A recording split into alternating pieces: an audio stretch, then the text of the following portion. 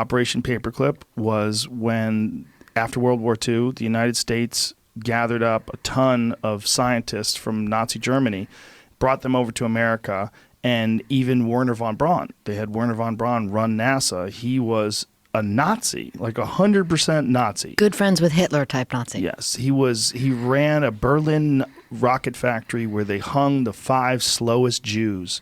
They would hang them out front so everybody would know, like, this is what happens when you work slow. We'll hang you.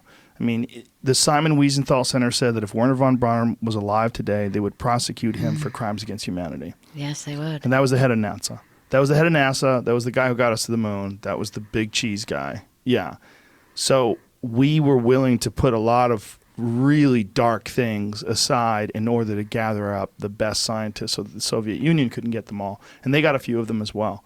But we got how many? More than 1,000, right? Allegedly 1,400, but I would not be surprised if,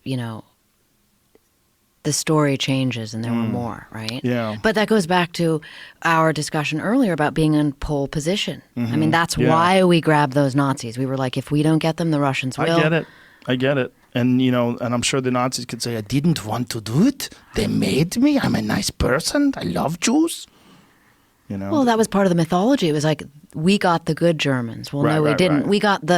We got the top Germans, and who do you think the top Germans were? Yeah. They were coveted by Hitler, Himmler, Göring, Yeah. I mean, these guys were right. I mean, there were guys that we grabbed out of the docks at Nuremberg literally to come be part of our program, Well, One of these if you're smart, you're an asset, right? I mean, that's what Genghis Khan used to do. He'd take warlords from the other side and capture them and go, listen, just come over here, bro. Come on. Work for me. I'm the man.